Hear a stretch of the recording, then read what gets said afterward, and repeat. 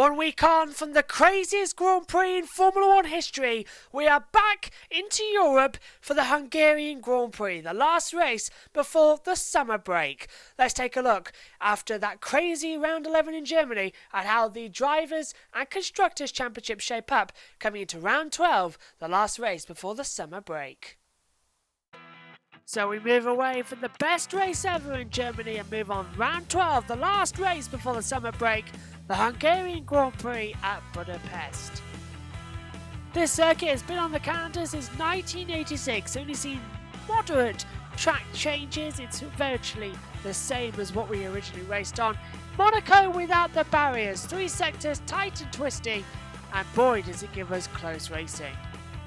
We come here as round 12 of the season. Following this, we have the summer break before the Belgian Grand Prix and Italian Grand Prix serve as the final 2 races on the European stop, before the flyaways begin in Singapore, Russia, Japan, the Americas in Mexico, United States and Brazil, and the season rounds out in Abu Dhabi on the 1st of December. In the Drivers' Championship, Lewis Hamilton leads the way on 225 points, Valtteri Bottas has 184, and Verstappen now in third on 162 points after 2 wins in the last 3 races. Vettel and Leclerc are now just 21 points separated for 4th and 5th. Gasly 6th, Sainz 7th, Kvyat 8th, 9th for Raikkonen and 10th for Lando Norris. And looking further down, the only driver without a point in the current championship is George Russell in 20th. In the Constructors' Championship, well, that's Mercedes dominant, 409 points to Ferrari on 261. Red Bull on 217, they're now battling for 2nd overall. McLaren took a big chunk last time out, 4th in the Constructors' Championship, but Toro Rosso coming in hot. They're in a battle with Renault for 6th place, Racing Point joining the battle. Haas the level with Alfa Romeo in 8th place on 26, but now finally it's 1 point on the board for Williams, thanks to a penalty for the 2 Alfa Romeos last time out and Robbie Kubica. Finally, all the teams have points and all the drivers. Welcome to the Hungarian Grand Prix weekend. So let's go straight into the news part of this programme then, as we're here in Hungary, and it is a bit of an interesting one because Perez, news came out that Sergio Perez is working on a long-term deal to secure his future at Racing Point. Now, we know that previously it was rumoured that he could be swapping teams, but it looks like they're going to retain their lineup of Lance Stroll, because his father owns the team, and Sergio Perez going in at least into 2020 and maybe beyond. Can Hungary maintain its momentum into the summer break? That Formula 1 has had 3 great races on the bounce in Austria, Britain and Germany. Well, the Hungarian Grand Prix is called Monaco without the barriers, so it is a high chance we're going to see a great race here on Sunday. And qualifying as well, it plays a more crucial part, especially if it's wet, because it will be fantastic to see. Moving on, Haas drivers accept firm rules from Gunter Steiner after they crashed yet again, made contact with each other coming into the German Grand Prix on the last few laps. So they were made to do lines, believe it or not, 14,000 signatures on a frame for them they had to do, as, well, not really punishment, but as a form of punishment, but they had to do lines.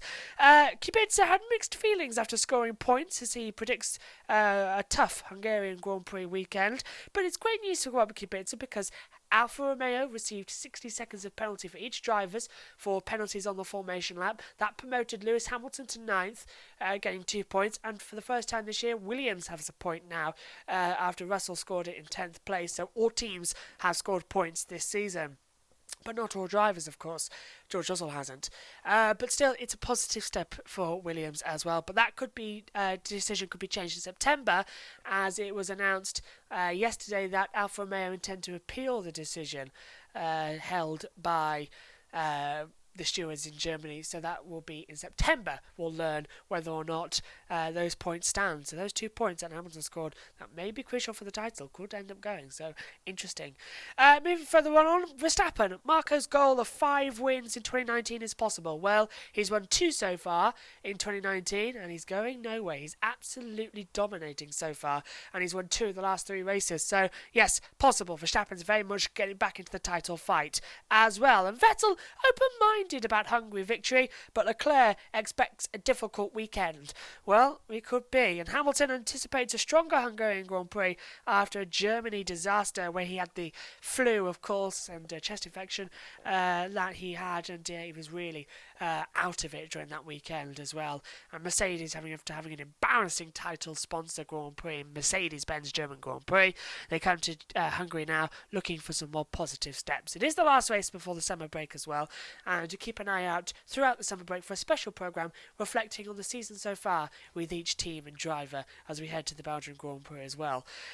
Moving on then, we'll be going on for the lap attack now, and considering that this is the Hungaroring and it is a very much historic circuit, it's going to be a great one to take around. The track has had minimal changes over the years, but let's take a look at what happens now at the Budapest circuit and the Hungaroring with lap attack. Here it is.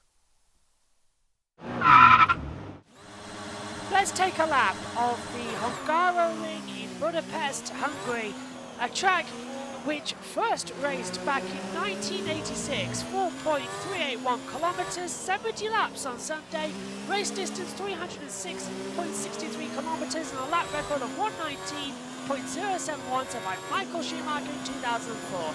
We're on board with the Rich Energy Haas F1 car of 2019 as we head down towards turn 1, a tight double apex right-hander which leads on to the first DRS detection point as you head down now towards the hard braking zone of turn number 2.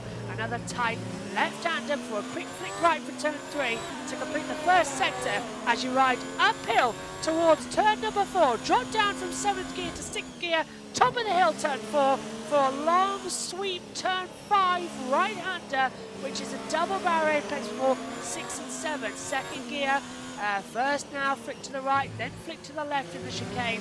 Very tricky to get that right first time. The Mickey Mouse section now, I like to call it, through turns 8 and 9. Another section which is 4th gear. Drop now down to 3rd, and then rise up to 5th as you come out of turn number 11. Down to complete the 2nd sector, start the 3rd, the braking zone of turn number 12. Another right-hander, 4th gear. Rise up the hill, 5th gear. Brake down turn 13 to 4th gear as you now exit up to the last corner, 4th gear, round another right-hander and down the start-finish straight to complete the lap. It is an amazing circuit. Been on the calendar since 1986, as I said, 4.381 kilometres.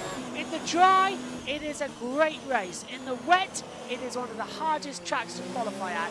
It is Monaco without the barriers, and we're in for hopefully another cracking race this weekend.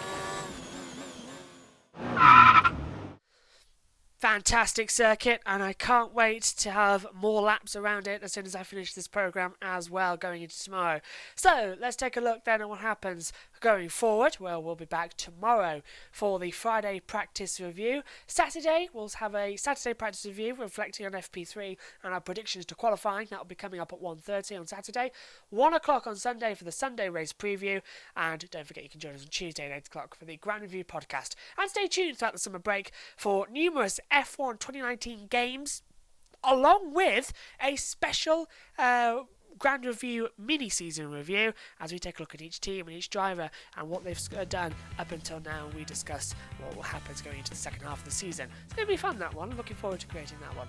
So we'll be back tomorrow, but the weather radar looks a bit rainy for practice. So let's see what happens. From us all here, bye for now.